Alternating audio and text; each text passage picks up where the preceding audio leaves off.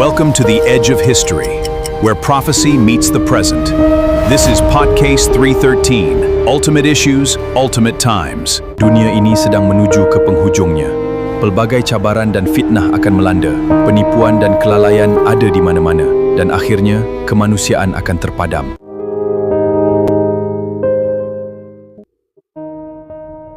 Pernah tak anda terfikir bahawa selepas 2019 bermula 2020, hidup kita ni penuh dengan tipu daya, penipuan daripada segala sudut. Kita ada pemimpin-pemimpin yang menipu 24 jam. Kita ditipu dengan demokrasi yang sebenarnya kufur dan syirik, tapi dihalalkan oleh ulama-ulama yang jahat, ulama-ulama yang bersama dengan kerajaan penguasa menghalalkan benda yang haram. Kita bersama pemimpin-pemimpin yang menipu kita bahawa vaksin itu suci, tidak ada benda yang haram dan menyelamatkan, tetapi beratus ribu orang mati, sakit, kanser dan sebagainya. Bahkan kita juga ditanam dengan sebenarnya dengan teknologi seperti mRNA, nanochip, graphene oxide, CRISPR dan luciferase yang boleh menjejak kita, mengawal otak kita, badan kita, kesihatan kita, tracking kita 24 jam, connectkan kita kepada 5G, 6G di dalam konsep IT singularity, di mana Internet of Bodies, di mana semua makhluk, semua benda dalam dunia ni akan berhubung dengan internet, termasuk badan, akal, otak, jiwa kita. Inilah bagaimana Dajjal menipu daya manusia. Kita ditipu dengan riba yang kononnya boleh kaya, masuk duit, ada interest, lagi bertambah kekayaan, tetapi sebenarnya membawa kita ke neraka, membawa kita kepada dosa. Riba. Kita ditipu dengan degree, jawatan, gelaran.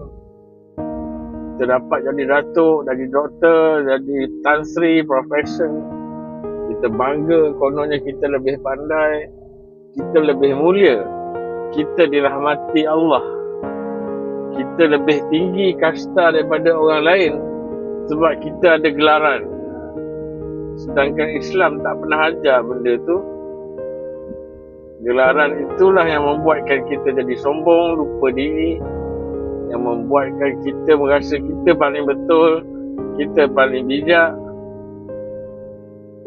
dan kita tidak ada dosa. Orang lain lebih bodoh daripada kita, orang lain lebih banyak dosa daripada kita. Kita dirahmati Allah. Itulah dia fitnah jawatan, fitnah pangkat, fitnah gelaran, fitnah pendidikan. Kita habiskan masa, duit beratus ribu sampai dapat jadi master, PhD, jadi doktor, datuk doktor, untuk gelaran, untuk menunjukkan kita lebih pandai, untuk dapat gaji yang banyak, duit yang banyak. Sedangkan yang kita belajar itu hanyalah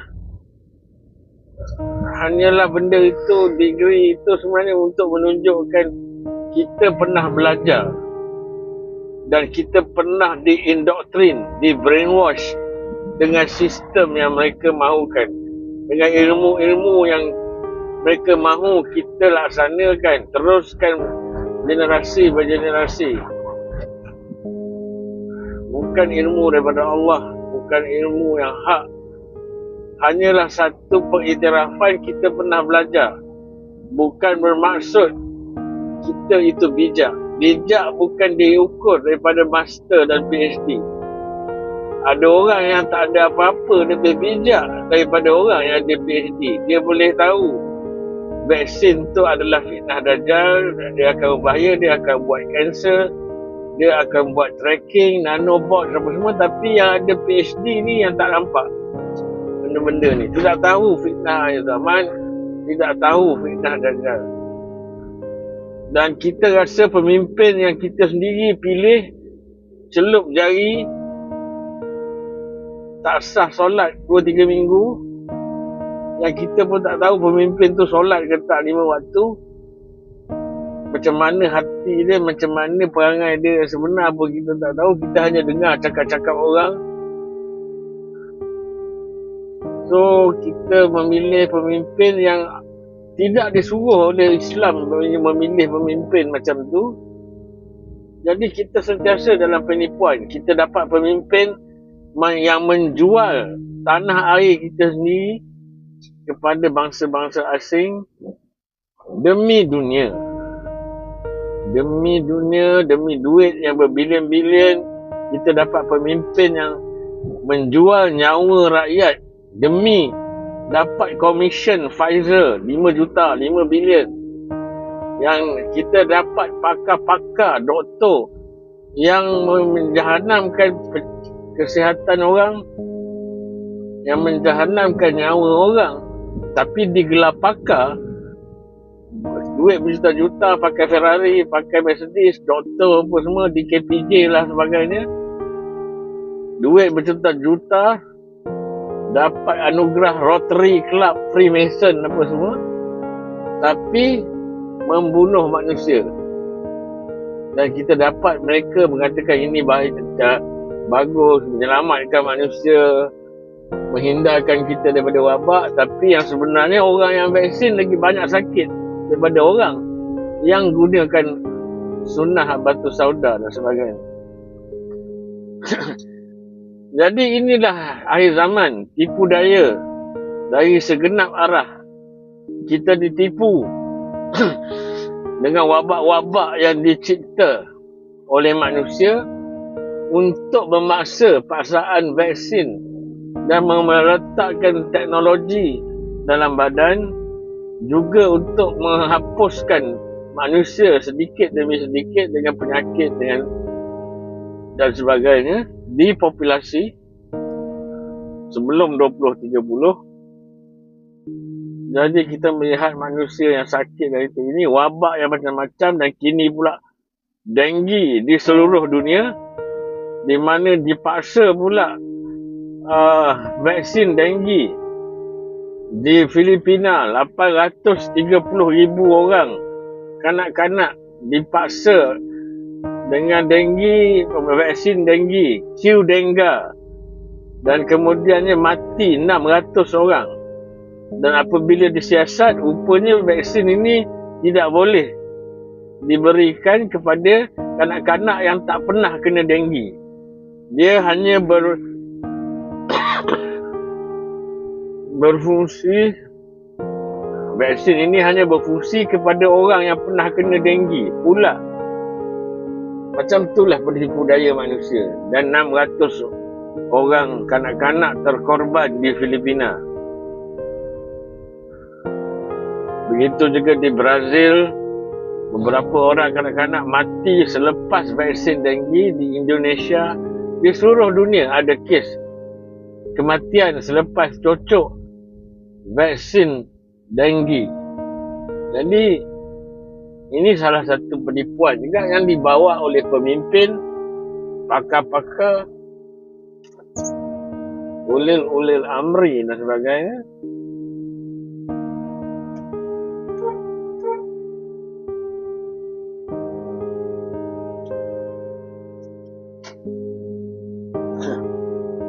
Jadi kita sebenarnya hidup di dalam satu penipuan yang global, bukan sahaja di Malaysia tapi di seluruh dunia. Bukan sahaja dalam agama, tapi dalam segenap arah kita sedang ditipu. Kita juga terlalu yakin, terlalu bangga dengan sains dan teknologi, AI, ANPR. Kita bangga.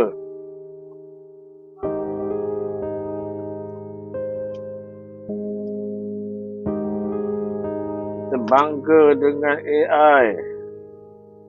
Kita pun nak jadi negara yang sibuk dengan AI buat data center berpuluh-puluh, beribu-ribu di Johor dan sebagainya tanpa mengira kesan keburukannya.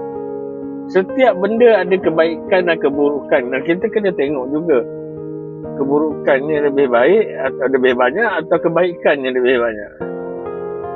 Gula baik untuk kesihatan, untuk tenaga, tetapi buruk apabila terlebih dan semua benda ada gula.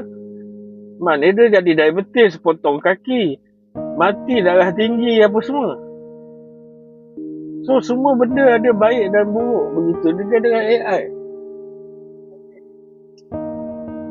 Apabila AI ni tidak dikawal, dia akan jadi terlalu cerdik, dia akan kawal kita balik. Malah dengan menggunakan semua yang kita tahu sekarang, AI yang buat grafik, buat kerja, apa semua. Anda tidak tahu bahawa AI itu sebenarnya banyak peringkat. Dia juga boleh di dalam banking, di dalam kawalan sistem, di dalam tracking, digital ID, di dalam perubatan mRNA, di dalam macam-macam kehidupan kita di AI kan. Dan dia sebenarnya satu sistem yang berbahaya, di mana kau membuat satu benda yang bijak, yang boleh berfikir sendiri, boleh bertindak sendiri satu hari, dan 100,000 kali lebih bijak daripada manusia. Yang satu hari dia akan buat robot dia sendiri, dia buat kilang dia sendiri, dia buat askar dia sendiri, dan menghambakan manusia sebiji macam cerita Terminator. Kau akan cakap aku banyak tengok filem, banyak apa semua, tapi sebenarnya benda-benda ni, orang-orang yang buat filem tu pun dah fikir berpuluh tahun sebelum ni benda ni akan berlaku. Sebenarnya benda-benda ni adalah hint, adalah sebenarnya signal apa yang akan berlaku, dan benda ni sedang berlaku, telah terjadi. Dan satu hari, tak lama lagi, 2-3 hari, 2-3 tahun ni lagi, silap-silap satu dunia ni dikawal oleh AI. Semua kerajaan dikawal oleh AI kerana AI ni dia berhubung antara satu sama lain. Robot-robot ni dia akan buat sendiri. Dia boleh buat robot beratus ribu setiap hari. Dia sendiri yang buat, dia sendiri yang program. Itulah kehebatan super artificial intelligence. So dia bukanlah satu benda yang sangat bagus sebenarnya. Dia boleh mendatangkan mudarat apabila tidak ada pemantauan, tidak ada cara untuk kita mengawal benda ni. Dan semua pakar-pakar AI yang pernah terlibat pun sekarang dah satu-satu keluar dekat YouTube di Amerika, di seluruh dunia, mengatakan ia akan membawa kehancuran kepada dunia dan juga manusia apabila AI akan take over seluruh dunia, seluruh kerajaan, sistem perbankan, keuangan dan kuasa di dunia. Dia boleh kontrol semua tempat-tempat nuklear. Dia boleh tiba-tiba tembak semua nuklear daripada macam-macam negara ke arah sama sendiri. Dia boleh buat. Dan juga kita bangga dengan sistem ANPR, scan plate kereta apa semua. Tapi kita tak sedar di Amerika, Buffalo Hill, Texas, kecoh sekarang di Amerika. Kes jenayah, rompakan dan pembunuhan makin banyak disebabkan oleh scan plate kereta ni, di mana orang-orang yang jahat boleh hack. Dia boleh tahu pukul berapa kita keluar rumah, pukul berapa kita balik rumah. Dia boleh tahu rumah kita kosong time bila dia buat rompakan. Dia boleh tahu kita dekat mana. Daripada rumah scan tepi jalan, scan plate kereta, kita dekat jalan-jalan ni, scan pula dekat parking. Kita pergi Giant, pergi Lotus, pergi mall. Dia tahu pula pukul berapa kita masuk, pukul berapa kita keluar. Dan banyak kes pembunuhan sedang berlaku di Texas akibat ANPR. Ada dalam YouTube Redacted, dan Tucker Carlson membincangkan hal ini. Bukan saya buat fitnah. Anda boleh masuk YouTube podcast Tucker Carlson, bekas wartawan CNN dan CNBC, dan juga Carlton, iaitu seorang wartawan juga di Fox News, dalam podcast dia Redacted membincangkan hal ANPR ni membuatkan orang jahat boleh tracking kita, malah boleh bunuh kita kat mana dia nak, kat mana, pukul berapa, sebab dia tahu di mana kita ada, pukul berapa ada ni, dia tahu jalan yang kita ambil setiap hari. So dia orang boleh rompak rumah kita, dia orang boleh block kereta kita, dia orang boleh bunuh kita kat mana-mana saja. So adakah AI ni bagus sangat? Tak sebenarnya. Dia banyak sisi kegelapan dia. Begitulah fitnah Dajjal. Dia bawa benda yang disalut dengan icing. Nampak macam kek yang sedap. Memang sedap. Tapi lepas tu diabetes. Lepas tu sakit jantung. Sebab macam-macam benda kimia di dalam kek tu. So begitulah fitnah Dajjal dan tipu daya akhir zaman. Bukan semua benda kita patut sokong. Bukan semua benda tu nampak macam bagus. Digebang oleh ulil amri. Digebang oleh ulama'-ulama' dan ustaz-ustaz yang dibayar. Yang dipengaruh nak jawatan, nak datuk, doktor apa semua. Bukan semua benda pakar-pakar tahu, oh ini bagus, itu bagus. Tapi kebanyakan mereka tidak memberitahu benda yang tak bagus. Kita ditipu setiap hari, tipu daya Dajjal makin dahsyat. Dengan AI, dengan ANPR dan sebagainya, wabak, dengan vaksin, dengan teknologi yang dimasukkan dalam badan, dengan kesesatan dalam agama yang dibuat oleh ulama'-ulama' yang jahat. So akhir zaman ini kenalah bijak. Kenalah balik, baca Quran, fahamkan apa maksud solat. Baca Quran, fahamkan apa yang kita baca. Bukan sibuk nak berlagu, beridram, berapa semua. Sibuk lebih apa benda yang kita baca. Baca tafsir, baca terjemahan, baca hadis-hadis akhir zaman, baca doa fitnah Dajjal sebelum salam.